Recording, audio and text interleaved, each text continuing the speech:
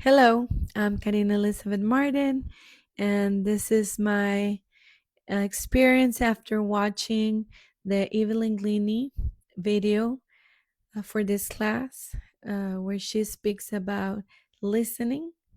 And I think as a singer, I've been a singer my whole life, um, part of choirs, bands, and as a solo artist as well. It was very interesting, and it made me think very differently about sound, about music, and how do we listen to it truly. So I think this is the title that I want to um, use for my essay: Learning to Truly Listen. It's a journey beyond sound.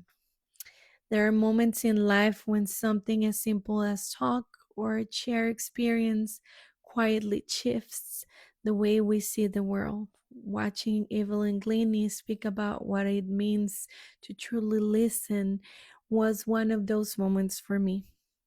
It was just not a lesson about music, it was kind of a revelation about presence, perception, and the way we connect with the world around us. Before I experienced and I believe I understood listening, like most people, I associated with hearing, allowing sounds to reach my ears and deciding whether I like them or not. However, I came to realize that listening is far more profound. It is not passive nor is limited to the ears. Listening is an active, full body experience that requires awareness, openness, and intention.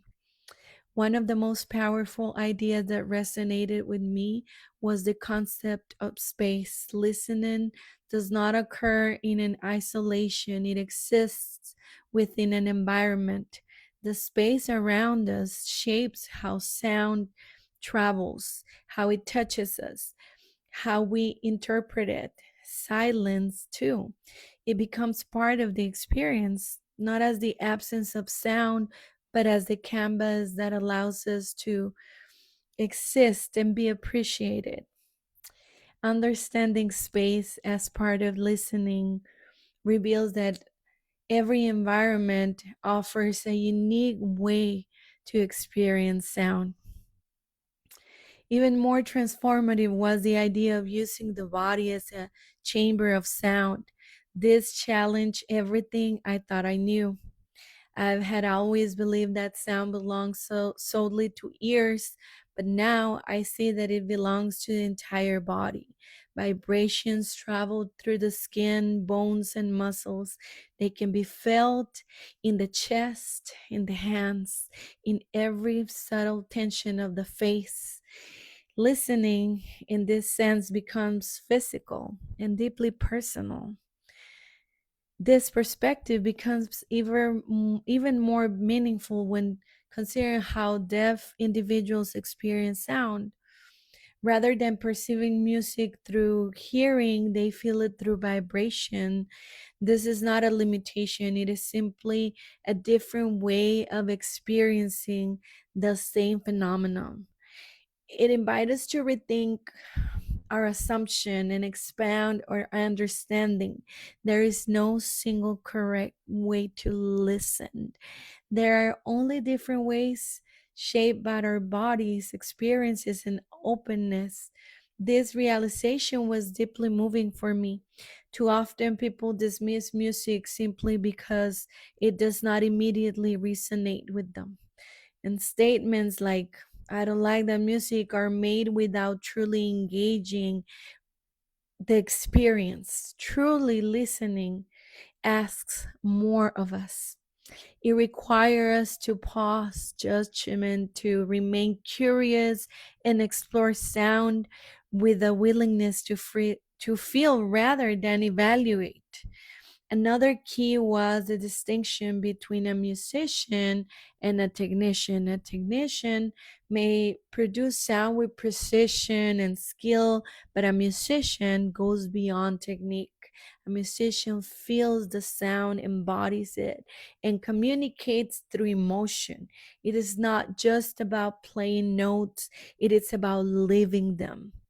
What stood out most was the description of feeling of music throughout the body, in the cheeks, in the stomach, and the hands. This image illustrates a level of connection that goes far beyond conventional music. It is not meant to be contained, it is meant to move through us, awaken us, and connect us to ourselves and others. Listening, therefore, becomes an act of vulnerability. To truly listen, one must let go of control and allow oneself to be moved, even when the experience feels unfamiliar or uncomfortable. Sound no longer external, it interacts with one inner world. This idea extends beyond music into everyday life.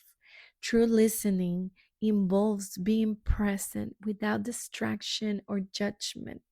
It means not preparing a response while someone else is speaking, but instead fully receiving and understanding their message. In this way, listening becomes an act of empathy and respect. From this experience, I have gained a renewed commitment to openness. I want to listen differently with my whole body, heart, and soul.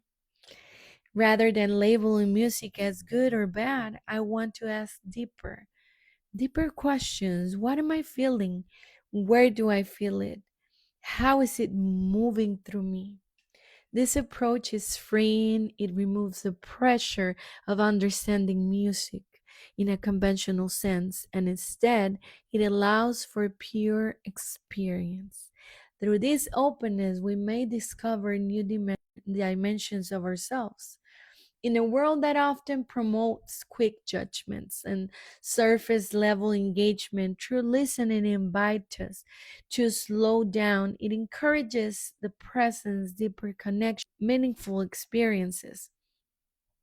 Music, in its purest form, it's not just something we hear, it's something we live. Now, I listen differently. I pay attention to space, notice how sound travels, and feel it within my body. Most importantly, I remain open because to truly listen, it's not just to hear, it is to experience, to feel, to embrace the many ways sounds can exist within us. In that openness, we discover not only music, but a deeper connection to life itself. Thank you.